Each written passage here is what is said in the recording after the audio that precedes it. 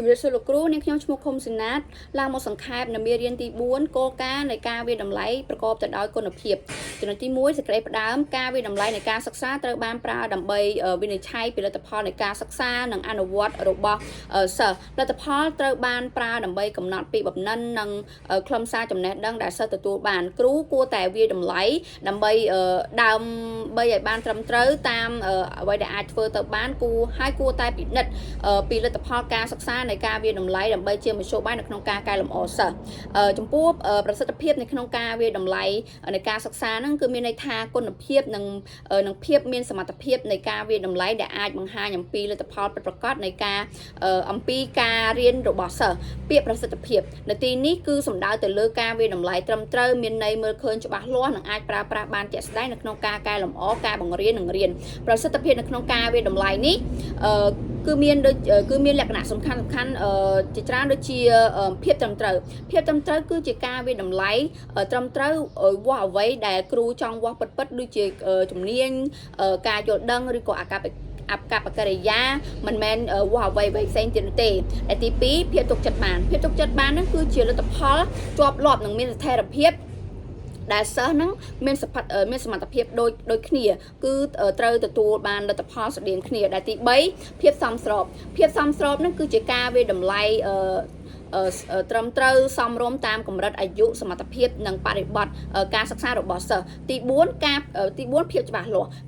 មានន័យថាគ្រូសួរសំណួរឬក៏ណែនាំការបង្ហាញលទ្ធផលច្បាស់លាស់ឬក៏ស្រួលយល់និងមិនបង្កភាពយល់ច្រឡំទៅដល់សិស្សទេទី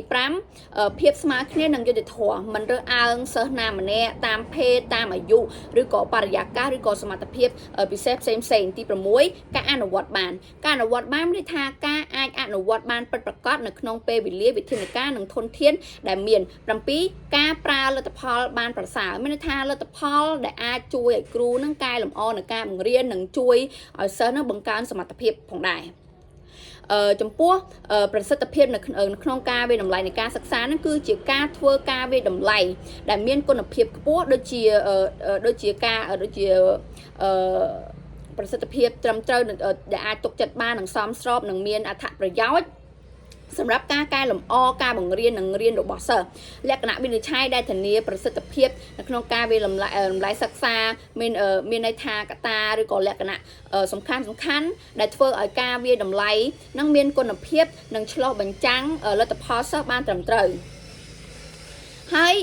ចំពោះចំណុចលទ្ធផលរំពឹងទុកនៅក្នុង1ម៉ោងសិក្សាវិញគឺជាការពិពណ៌នាថានៅចុងម៉ោងសិក្សាហ្នឹងសិស្សត្រូវគួរតែជ្រាបដឹងឬក៏អាចធ្វើអ្វីបានលទ្ធផលដែលត្រូវនិងច្បាស់លាស់ធ្វើឲ្យវាវាស់វែងបាននិងសមស្របនឹងអាយុកម្រិតរបស់សិស្សដែលលក្ខណៈនៃលទ្ធផលរំពឹងទុកដែលច្បាស់លាស់និងសមស្របហ្នឹងគឺទី1ច្បាស់លាស់មានន័យថាការដែលគ្រូត្រូវនិយាយអ្វីនិងពន្យល់អ្វីដែលសិស្សធ្វើទៅបានច្បាស់ដែលឧទាហរណ៍មានន័យថាពន្យល់រៀបរាប់កំណត់ប្រៀបធៀបឬក៏បកស្រាយផ្សេងគ្រូត្រូវដាក់លំហាត់តេស្តដល់សិស្សដែលអាចវាស់វែងពីសមត្ថភាពរបស់សិស្សពួកគាត់បានគ្រូអាចពិនិត្យឬក៏វាយតម្លៃបានថាសិស្សអាចធ្វើបានឬក៏ធ្វើមិនបានហើយសមស្របទៅនឹងអាយុកម្រិតសមត្ថភាពនិងមេត្តាមិនលើសពីកម្រិតសិស្សពេកទេមានន័យថាគ្រូមិនត្រូវដាក់តេស្តហ្នឹងលើសពីកម្រិតសិស្សរបស់កម្រិតសមត្ថភាពរបស់សិស្សគាត់ពេកទេហើយមួយទៀតដាក់លំហាត់តេស្តហ្នឹងសមនឹងពេលវេលា1ម៉ោងសិក្សាមិនថាมันលំបាកពេកហើយឧទាហរណ៍មួយទៀតគឺលទ្ធផលរំពឹងទុកដែលត្រឹមត្រូវឧទាហរណ៍នៅក្នុងមេរៀនបន្ទាត់នឹងមុំវិញនៅចុងម៉ោងសិក្សាហ្នឹងសិស្សអាចកំណត់ប្រភេទមុំ4ដែលជាប្រភេទត្រឹមត្រូវមានន័យថាសិស្សអាចសរសេរ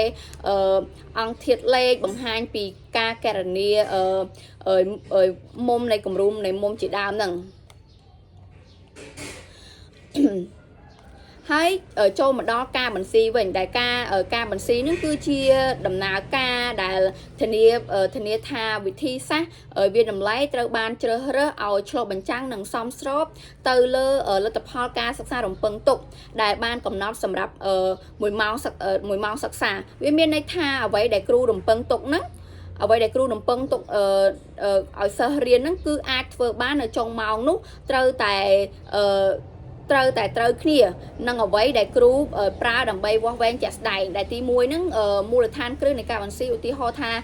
លទ្ធផលនៃការសិក្សារំពឹងទុកជាការបញ្ជាក់អ្វីដែលសិស្សត្រូវដឹងធ្វើបានបង្ហាញអាកប្បកិរិយានៅចុងម៉ោងសិក្សានឹងវិធីសាស្ត្រការវាយតម្លៃមានថាជាវិធីសាស្ត្រដែលគ្រូត្រូវប្រើវាស់ដើម្បីប្រមូលព័ត៌មានអំពីកម្រិតចំណេះដឹងការអនុវត្តអាកប្បកិរិយារបស់សិស្សឲ្យបានត្រឹមត្រូវភាពបន្ស៊ីគ្នាការបន្ស៊ីគ្នានឹងបង្ហាញថាអ្វីដែលគ្រូចង់ឲ្យសិស្សរៀនអ្វីដែលគ្រូចង់វាស់វែងមានថាអ្វីដែលគ្រូចង់ឲ្យសិស្សរៀននិងអ្វីដែលគ្រូចង់វាស់វែងបានជាយើងត្រូវបន្ស៊ីរវាងវិធីសាស្ត្រការវាយតម្លៃព្រោះទី1ដើម្បីធានាភាពត្រឹមត្រូវនៃការវាយតម្លៃទី2ដើម្បីឲ្យការវាយតម្លៃហ្នឹងមានភាពផ្ទុយពីគោលដៅនៃការបង្រៀនជួយឲ្យគ្រូបង្រៀនហ្នឹងឲ្យរៀបចំសកម្មភាពបង្រៀនឲ្យដំណើរការទៅតាមគោលដៅពិតប្រាកដធានាថាសិស្សហ្នឹងត្រូវបានទទួលការវាយតម្លៃយុត្តិធម៌និងសមស្របធ្វើឲ្យលទ្ធផលវាយតម្លៃហ្នឹងបានអត្ថប្រយោជន៍នៅក្នុងការកែលម្អការបង្រៀននិងរៀនហើយបន្ស៊ីគ្នានឹងត្រូវបានធ្វើឡើងដូចជាទី1វិភាគការសិក្សារំពឹងទុកតើសិស្សត្រូវបញ្យល់ឬក៏អនុវត្តកំណត់បែបណាហើយទី2ជ្រើសវិធីវាស់វែងឲ្យបានឲ្យត្រូវទៅនឹងសកម្មភាពមានន័យថាឧទាហរណ៍ពាក្យសកម្មភាពបញ្យល់ត្រូវប្រើសំណួរចម្លើយរាយបញ្ជីឬក៏បង្ហាញអំពីមាត់ការកំណត់អនុវត្តគឺប្រើការសង្កេតពេលសិស្សធ្វើឲ្យបទពិសោធន៍នឹងប្រៀបធៀបប្រើសំណួរឆ្លើយបញ្យល់ឬក៏ការសរសេរជាដើមដែលទី3បង្កើតសកម្មភាពបង្រៀនដែលសមស្របមានន័យថាសកម្មភាពនៅក្នុងម៉ោងហ្នឹងត្រូវលើកទឹកចិត្តឲ្យសិស្សអាចបង្ហាញពីសមត្ថភាពតាមលទ្ធភាពដែលអាចវាស់វែងបានហើយវិធីនៅក្នុងការវាយតម្លៃហ្នឹងគឺនៅចុងបញ្ចប់ម៉ោងគ្រូត្រូវតែឲ្យសិស្សហ្នឹងឆ្លើយសំណួរបញ្យល់ឬក៏បង្ហាញតាមមាត់នៅក្នុងក្រុមរបស់ពួកគេហ្នឹងហើយការបន្ស៊ីគ្នានៅក្នុងវិធីសាស្ត្រនៃការវាយតម្លៃនិងលទ្ធផលរំពឹងទុកនៃការលទ្ធផលនៃរំពឹងទុកនេះគឺជាការធានាថាវិធីនៃការវាយតម្លៃត្រូវសមស្របនឹងឆ្លុះបញ្ចាំងអ្វីដែលគ្រូរំពឹងឲ្យសិស្សរៀននៅក្នុងម៉ោងហើយវិធីវាយតម្លៃនេះត្រូវតែណែនាំត្រៀមវាស់ពាក្យសកម្មភាពដែលមាននៅក្នុងលទ្ធផលរំពឹងទុកដូចជាកំណត់បញ្យលប្រៀបធៀបឬក៏អនុវត្តនៃការបន្ស៊ីដូច្នេះធានាថាការវាយតម្លៃនឹងមានភាពត្រឹមត្រូវសមស្របនឹងអាចឆ្លើយតបទៅលើគោលដៅនៃការរៀនពិតប្រាកដរបស់សិស្ស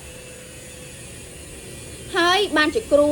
ត្រូវតែបន្ស៊ីរវាងវិធីសាស្ត្រនៃការវាយតម្លៃលទ្ធផលរំពឹងទុកហ្នឹងព្រោះការបន្ស៊ីគឺជាវិធីសាស្ត្រនៃការវាយតម្លៃនិងលទ្ធផលការសិក្សារំពឹងទុកគឺមានសារៈសំខាន់ខ្លាំងណាស់នៅក្នុងការបង្រៀននិងរៀនគ្រូត្រូវតែធ្វើការបន្ស៊ីនេះដោយសារតែហេតុផលយ៉ាងសំខាន់ដូចជាដើម្បីធានាការវាស់បានត្រឹមត្រូវដែលគ្រូនឹងចង់ឲ្យសិស្សរៀនប្រសិនបើគ្រូកំណត់លទ្ធផលនៃការសិក្សាអាចបញ្យល់មានន័យថាតែគ្រូប្រើតែសំណួរជ្រើសរើសចម្លើយបន្ទាប់មកលទ្ធផលនឹងមិនឆ្លុះបញ្ចាំងពីសមត្ថភាពពិតរបស់សិស្សរបស់គាត់ទេដើម្បីធានាការវាយតម្លៃមានភាពយុត្តិធម៌បើវិធីការវាយតម្លៃមិនសមទៅនឹងលទ្ធផលរំពឹងទុកដែលសិស្សខ្លះអាចត្រូវបានគេវាយតម្លៃអ្វីដែលពួកគេមិនបានរៀនការបន្ស៊ីនេះធានាបានថាសិស្សទាំងអស់បានឱកាសស្មើគ្នានៅក្នុងការបង្ហាញសមត្ថភាពដើម្បីជួយឲ្យសិស្សមានទិសដៅច្បាស់លាស់គ្រូត្រូវតែវាស់អ្វីដែលគ្រូនឹងត្រូវបានរៀបចំសកម្មភាពបង្រៀនឲ្យនាំឲ្យសិស្សនឹងអាចសម្រេចនៅលទ្ធផលនោះបានការបន្ស៊ីនឹងធ្វើឲ្យសកម្មភាពបង្រៀនសកម្មភាពការវាយតម្លៃនឹងសមស្របទាំងអស់ហើយភាពជឿទុកចិត្តបានវិញចំណុច haiចំណុចភាពជឿទុកចិត្តបានវិញគឺជាលក្ខណៈសំខាន់មួយនៅក្នុងការវាយតម្លៃនៃការវាយតម្លៃដែលបង្ហាញថាលទ្ធផលវាយតម្លៃមានស្ថិរភាពទុកចិត្តបាននិងឆ្លើយតបដូចគ្នាអ្វីទៅគឺជាភាពទុកចិត្តបានហើយភាពទុកចិត្តបានហ្នឹងគឺជាលទ្ធផលវាយតម្លៃមានភាពជាប់លាប់មិនប្រែប្រួលខ្លាំងអាចទុកចិត្តបានថាវាស្របទៅនឹងសមត្ថភាពពិតរបស់សិស្សមានន័យថាប្រសិនបើសិស្សហ្នឹងធ្វើតេស្តម្ដងទៀតឬក៏ធ្វើដោយអ្នកវាតម្លៃផ្សេងឬក៏ធ្វើនៅក្នុងស្ថានភាពផ្សេងក៏ដោយ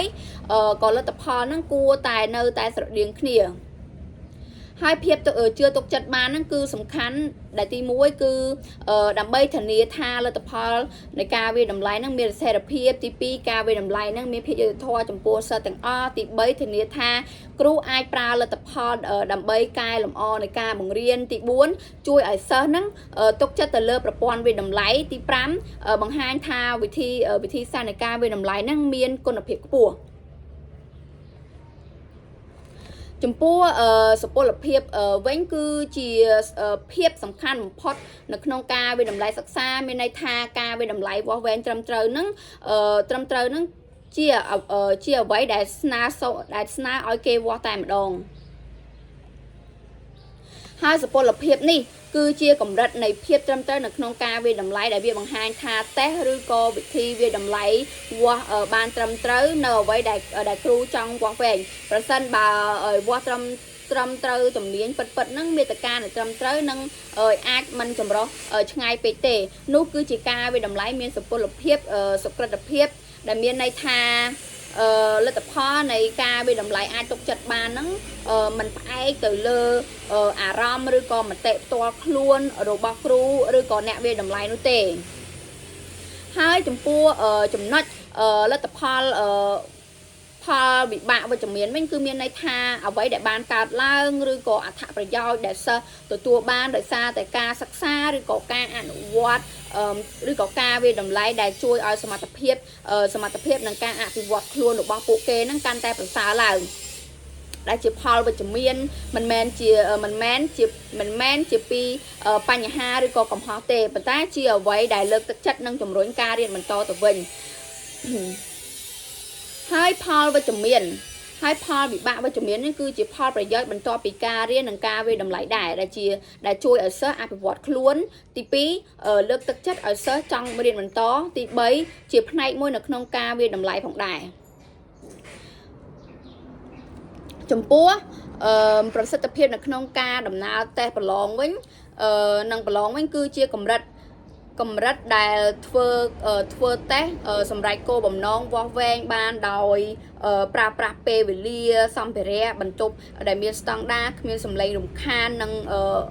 ធនធានយ៉ាងមានប្រសិទ្ធភាពវាបង្ហាញថាការធ្វើតេស្តហ្នឹងឆ្លុះបញ្ចាំងអំពីលទ្ធផលត្រឹមត្រូវមានស្ថិរភាពនិងអាចប្រើប្រាស់បានចំពោះការសង្ខេបនៅមេរៀនទី4របស់នាងខ្ញុំត្រូវបានបញ្ចប់សូមអរគុណលោកគ្រូ